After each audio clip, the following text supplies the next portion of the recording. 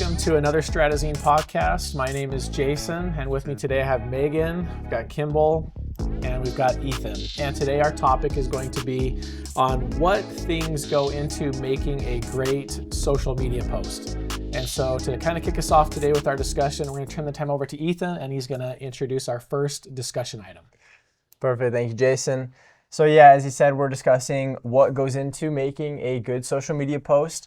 We've all kind of studied our own subtopics of that. My subtopic happened to be what stops people from scrolling away, and we have a little video to discuss more about that.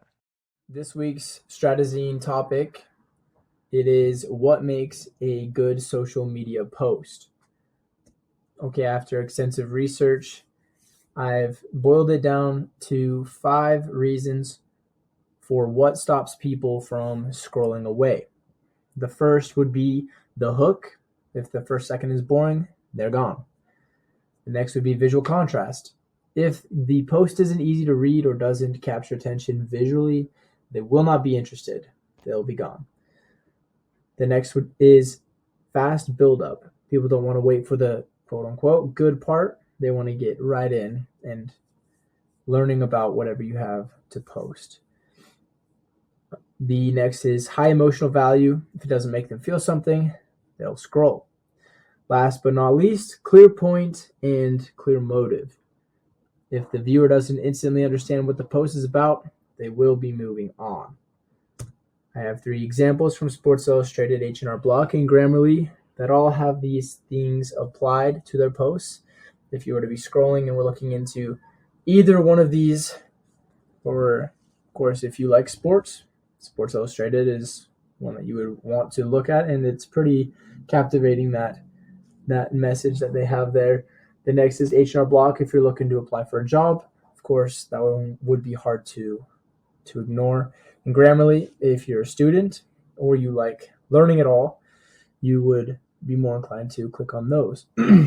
So it's pretty simple. These all are visually attractive. They're easy to read, and they have a message immediately for what they're trying to accomplish. Here are my sources. Thank you for watching. Okay, perfect. So that kind of explains a little bit more about what kind of grabs the attention on a post. I have 2 questions for my colleagues here.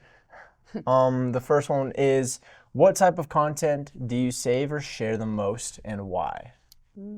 I think I can jump in on this one. I think the kind of content I save and share is definitely the entertainment kind of thing, the stuff that makes me laugh, the stuff that I know will make my friends crack up, that kind of thing.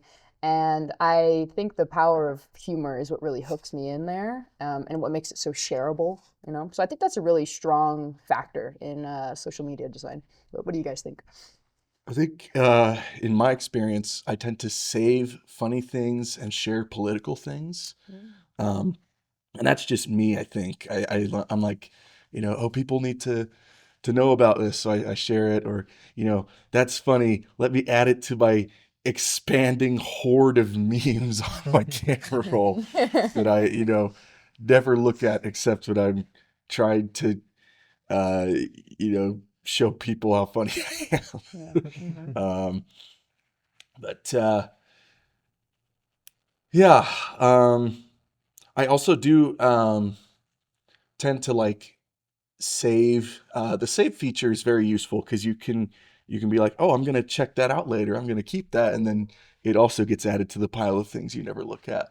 But I follow a lot of accounts that post like, useful advice. And so I watch it, I like it, I save it.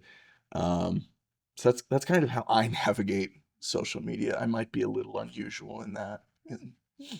And what about you, Jason?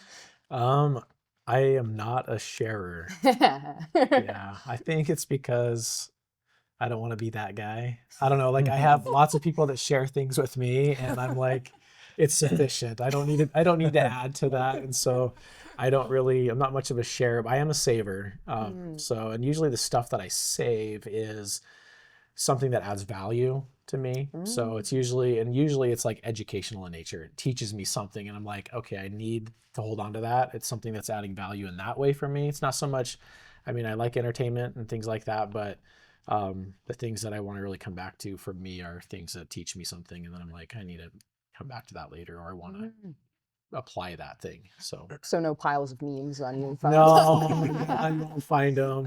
They come from elsewhere, which is again why I don't need to do that. They flood in normally. He's better. He's still different. Oh, that makes sense. I think that's funny. So the other question I had is, we could just take a couple seconds to answer this. How long do creators have before you scroll away? Like, what's your attention span on a post? It's kind of an exposing question. I'm not gonna lie. Yeah, shorter than a goldfish. Oh my gosh, yeah, it's really bad. That's the stat. I can't remember what it is, but I think they say like we have less of an attention span than a goldfish. Yeah, something ridiculous. It's just only getting worse I too. don't know how true that necessarily is, but I've heard it. I feel like I've heard it a million times, so I guess I'm gonna recite it again, right? I mean, from personal experience, it's definitely true. Like even if I see like the little like ad thing at the bottom, I'm like, no, Nope, yeah. scroll immediately away. I think if Instagram tells us or teaches us anything, it's 3 seconds. Oh yeah. Because they're so big on the 3 second watch time. Did somebody watch it past 3 seconds? It's such a big deal to them, a big metric, and if you make it past that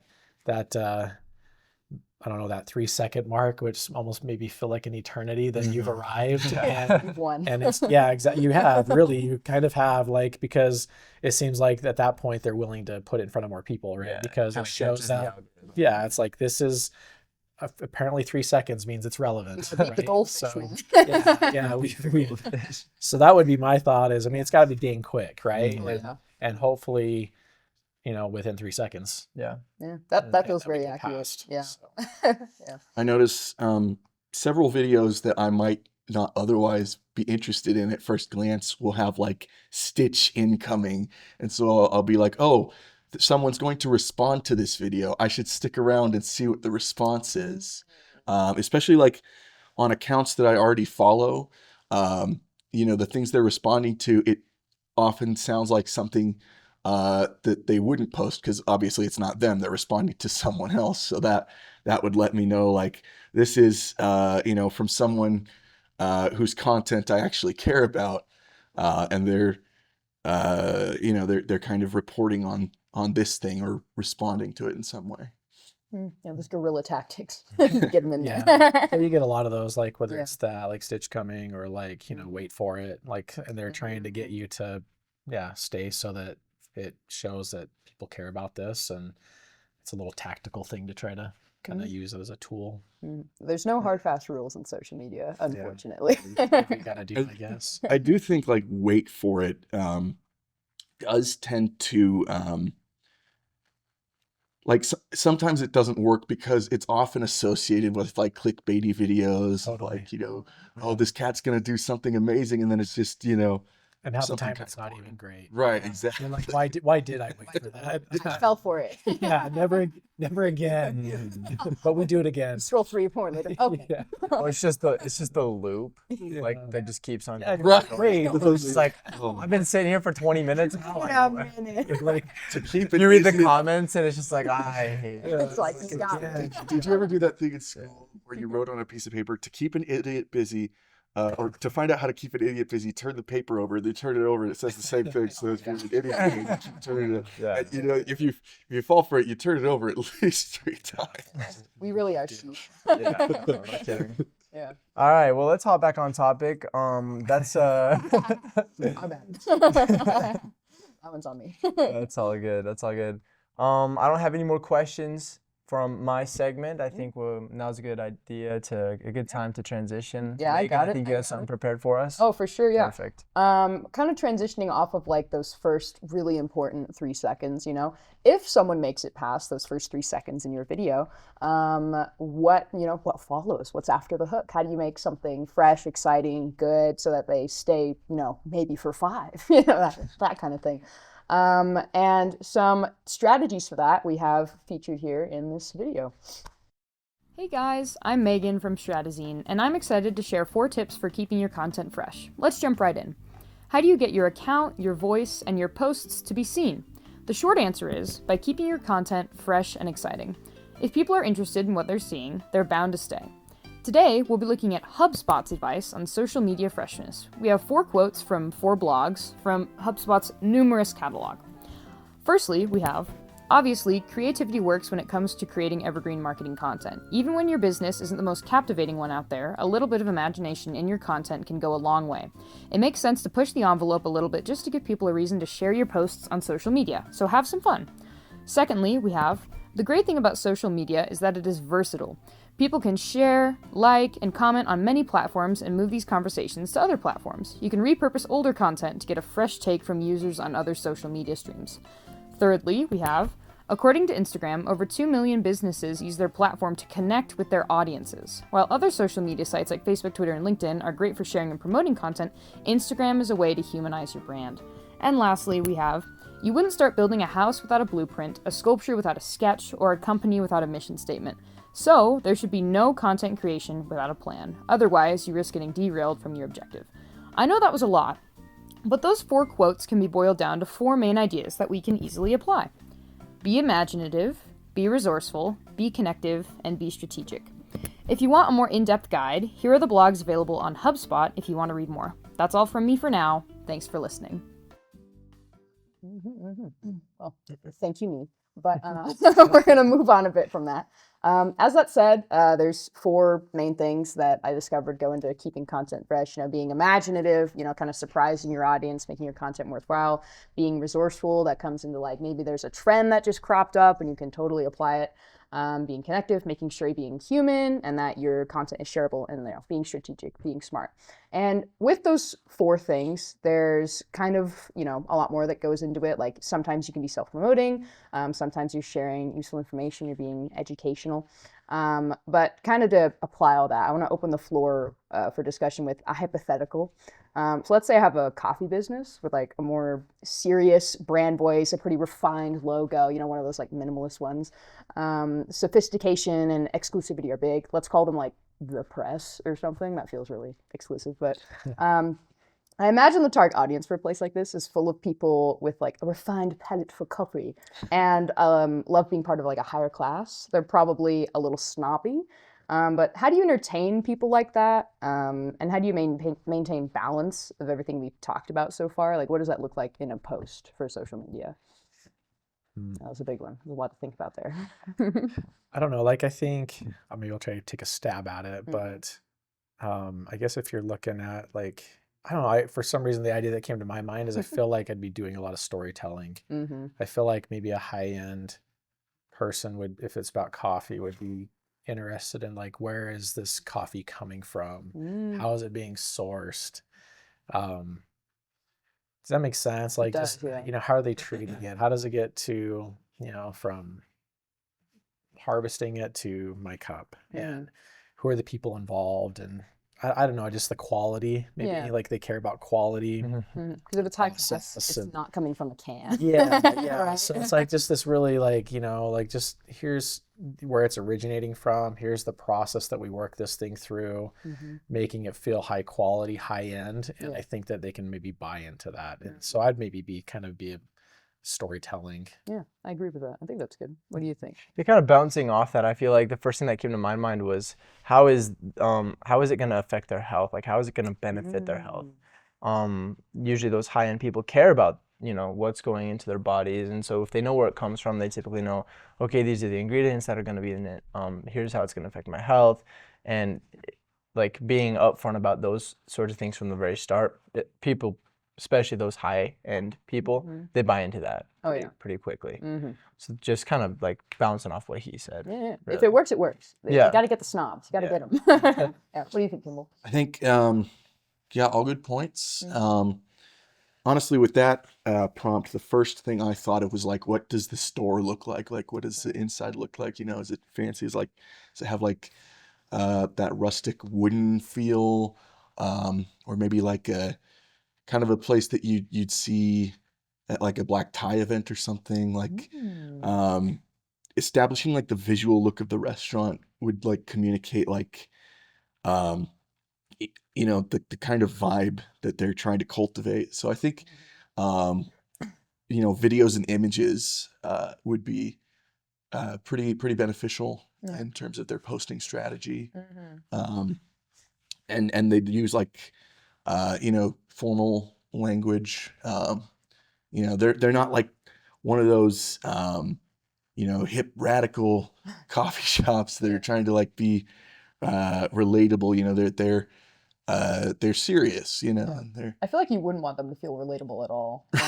right. Like if you're like, oh, I'm high end, I eat at the press, I you can't would, drink the same coffee yeah, as the you, plebes. yeah, the plebes can't eat here. You know what I mean? That kind of stuff.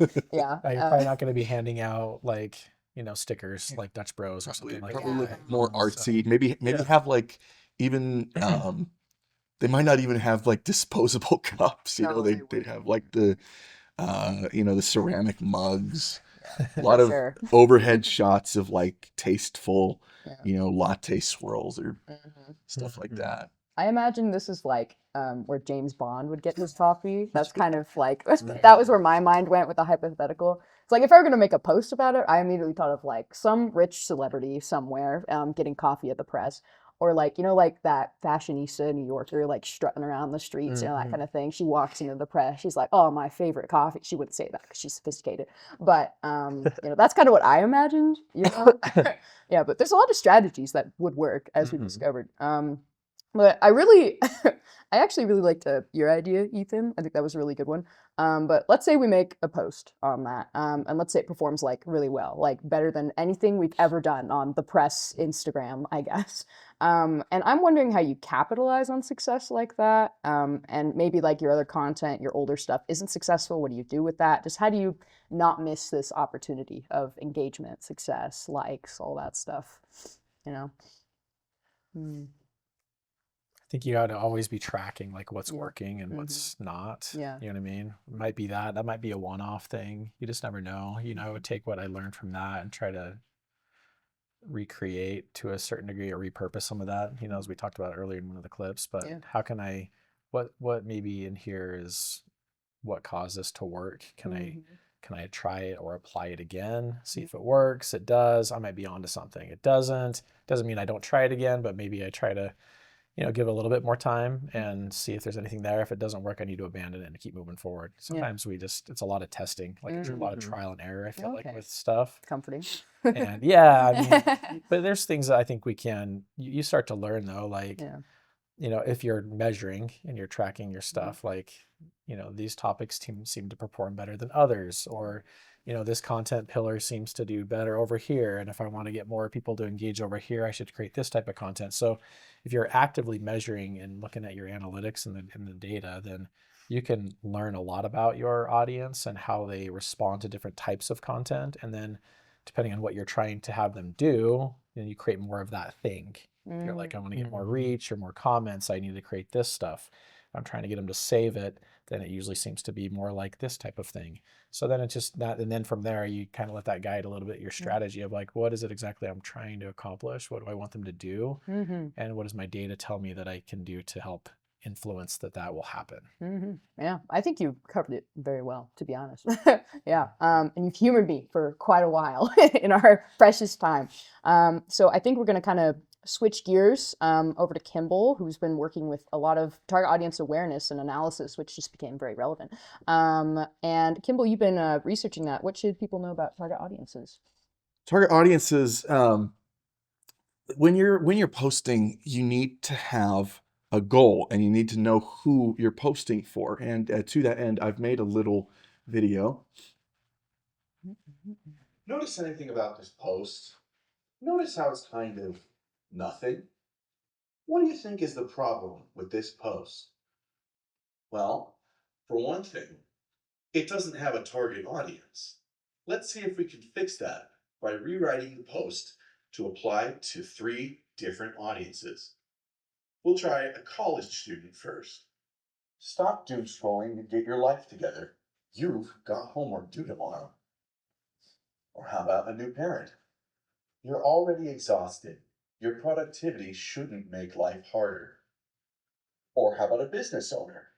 Save 30 minutes every day by fixing your workflow systems. Aren't these so much better? It's important to be specific. If you talk to everyone, no one feels like you're talking to them.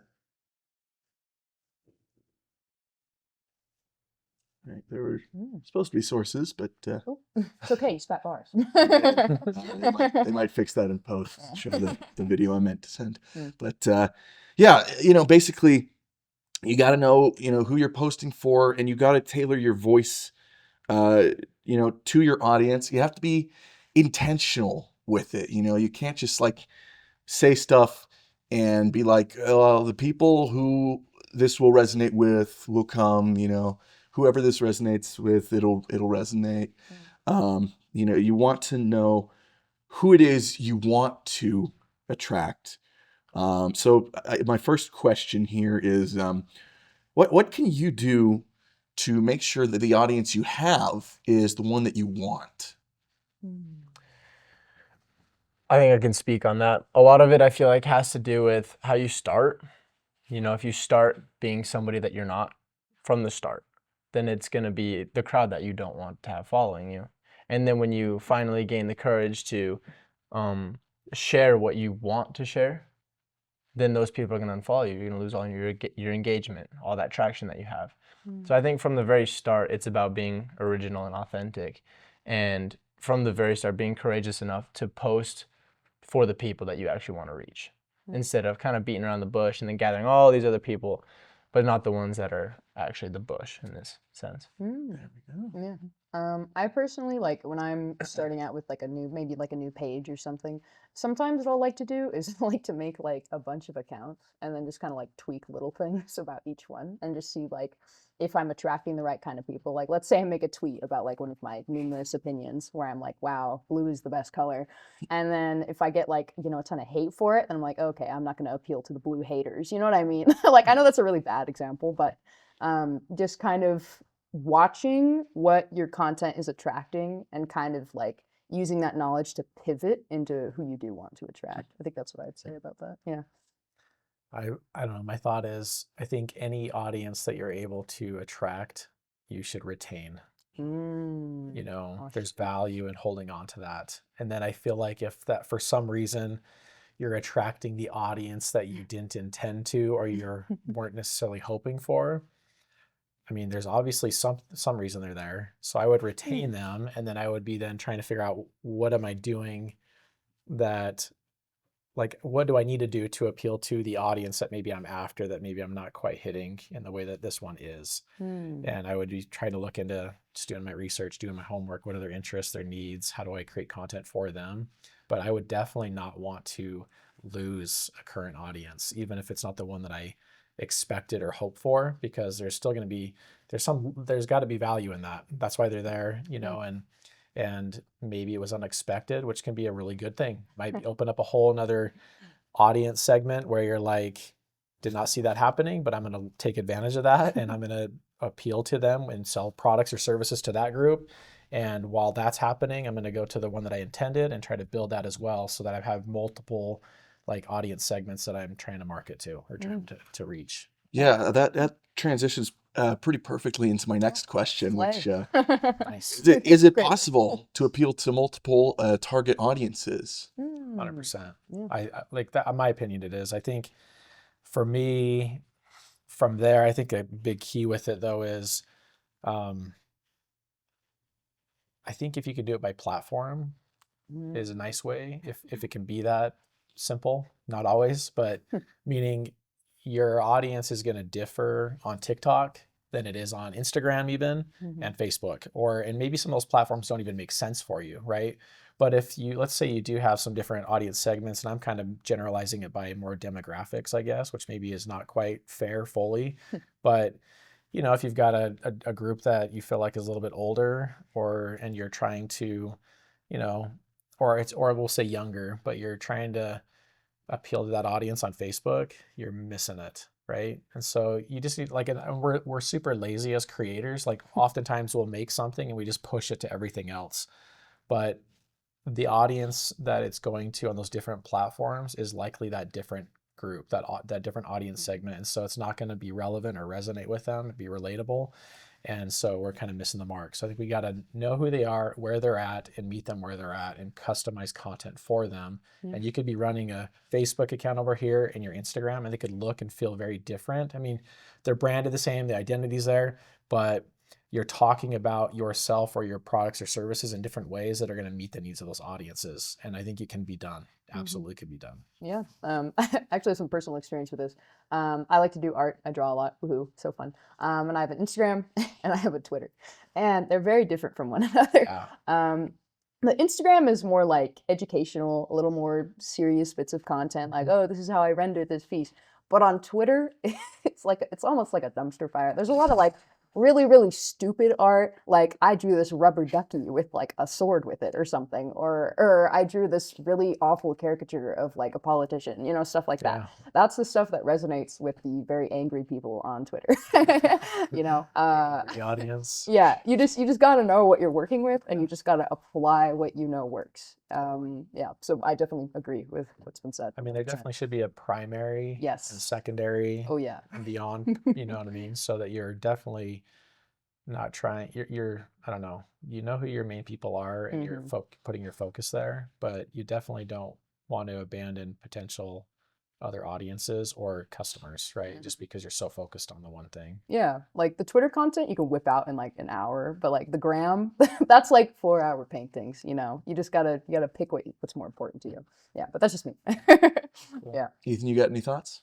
Well, I'm just kind of thinking about some of the bigger companies in the world. I think about like Nike and Starbucks and Adidas and kind of more clothing brand, I guess, is what I'm thinking. Like, what do they do on the different platforms? I genuinely have no idea. I haven't compared the two, but they all seem to have a pretty consistent theme. And so I'm just wondering, like, do you have to get to that point, do you have to be like commercial? Like, do you have to be like a commercial brand? Do you have to be, are we talking individual or are we talking these bigger brands and companies? Because if, say, go back to your like coffee shop idea, would you try to appeal to the different types of people on each app, or would you as a company try to stay the same? I think it's just a matter of your voice is kind of like the same, but your tone changes, I think, based on your different audiences. Like who you are is the same. We're still going to be Coffee Snobby, the press, on all the platforms, but for Twitter, you're a little like, you're extra exclusive, you're extra I don't know, not mean, but kind of like that. And then for everything else, you're fine. Yeah, but what are you thinking about next steps? Next steps. Well, we talked about cultivating your audience. I think a natural extension would be why should your audience care? And I've made a follow-up video on that. In our last video, we rewrote a post 3 different ways to tailor to a specific audience. With this post, we're going to try and tailor our message to 3 different emotions. Right now, our post is helpful, but forgettable. Let's try this. If your to-do list is longer than your patience today, this is for you. Now it speaks to a feeling. Here's a slightly different approach. You're not lazy, you're overwhelmed. Planning gives your brain breath. Now it feels validating. We could also go a completely different direction with it. My to-do list isn't long. I just write in very large fonts. Now it's funny. Emotion beats information. In order for your post to be shareable, you have to make your audience care. If your post doesn't make someone feel something, it won't make them do anything. Nice. It was funny. It was funny. Yeah. So here's the question I want to pose in our limited time. What emotion do you think drives the most engagement? Is it humor, anger, relatability, or inspiration? I think it's a tie between humor and like rage. It's gotta be. That's just how I feel on it. I'm either laughing or I'm like, that's so dumb. It does feel like the algorithm is kind of skewed towards those extremes, What do you guys think? I don't know. I mean, maybe it's a different way to look at it, but I don't know. I think it just depends on the person, because I don't know we can control what it means for somebody. Does that make sense? How it's going to hit them. And so I think that, as long as what we're putting out there, we want them to feel something, but how that exactly goes is out of our control. But hopefully they're able to connect that emotion, that thing, with something that meets either a need in their life, or they can relate back to it in some kind of like life experience, something that they can like it hits that way. And obviously we come from so many different places and backgrounds, and I don't know if I'm answering that, but kind of rambling, but I just feel like we can't control it, but we want it to be something that they can link back to a life experience, and then that will impact what they feel, and it can be powerful. I guess I'm just mad, so. I'm mad all the time. Closed. Yeah. What emotion do you think drives the most engagement? Like humor, anger, relatability, inspiration? The most engaged. Is there an actual statistic on it? Do you have an actual That's- statistic? That would be interesting to look into. Right. definitely a good Because if difference. there isn't an actual statistic, I would say what he said is kind of where I stand as well. Like, I don't know if it's all just about who you are. It's about what you're feeling in that very moment. That's gonna drive you to look at, Yeah, I mean, I know there Whatever have you go been with some studies that suggest there's a lot of rage bait out there. Yeah. I mean, I would say that. I mean, unfortunately, but I think that, who doesn't like to, laugh, right? Yeah. So there are some things there probably are stats, and there probably There are probably like a is. general thing that's like, hey, this is what people respond best to. Yeah. But there's elements that we can't control. But I do think there's probably elements of, who doesn't like to laugh? There's always the feel gorilla. like And be entertained. It is like a lot of people like don't read articles anymore. They just read memes about Yeah. memes, and that's Oh my what- gosh. which is don't do that. But that does seems to be how it's set up. I'll be exposed. That's all right. It's only the whole internet. Right, I think that's about our time. Yeah, I think we covered a lot of good stuff today. That was great. Yeah. But with that, we are Strategy. We're happy to discuss with you, and we will catch you guys next time.